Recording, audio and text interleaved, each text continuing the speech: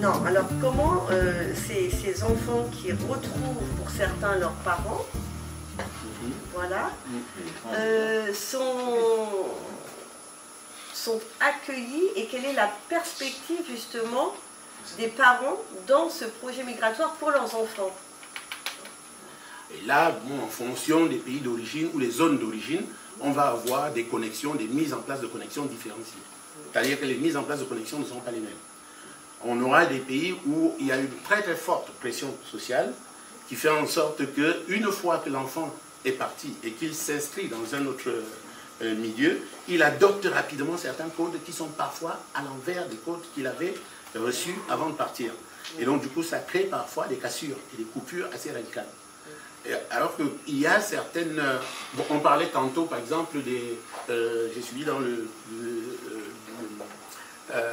le spot qui est passé de Robert, là, les familles polygamiques, n'est-ce pas, d'où partent certains enfants avec certaines pratiques et qui parfois, dès qu'ils arrivent ici, se trouvent à être confrontés à un autre mode de vie qui leur impose, mais qui leur inculque une autre manière de faire, parfois en totale incompatibilité avec les modes de fonctionnement à caractère polygamique.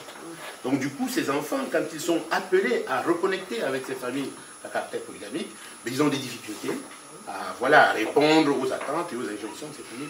C'est-à-dire que le migrant arrive, dans la famille de migrants, il y a des formes d'attente de la famille elle-même localement, mais il y a aussi les connexions de la famille avec le pays d'origine et les attentes en pays d'origine.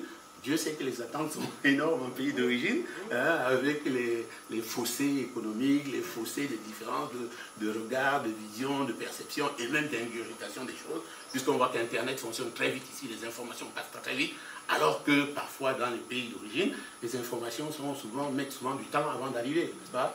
Voilà. Et donc du coup, la réactivité qu'il y a ici continue de créer parfois certains fossés et font en sorte que...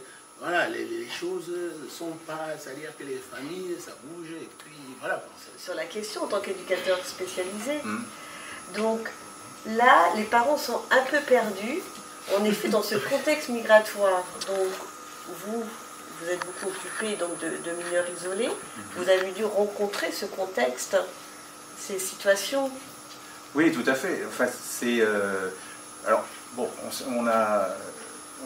Dans le cadre de la protection de l'enfance, on est censé, nous, recevoir les enfants en difficulté sociale et familiale. Donc c'est dans ce contexte-là qu'on reçoit les jeunes mineurs non accompagnés, mais on reçoit aussi des jeunes issus de familles étrangères qui habitent sur le territoire français. Hein.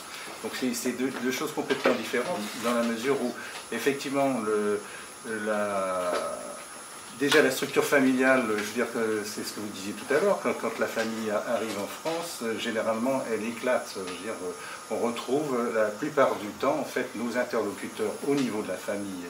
C'est d'abord l'enfant, effectivement, qui arrive après un certain nombre de choses. C'est ou un signalement du juge, ou c'est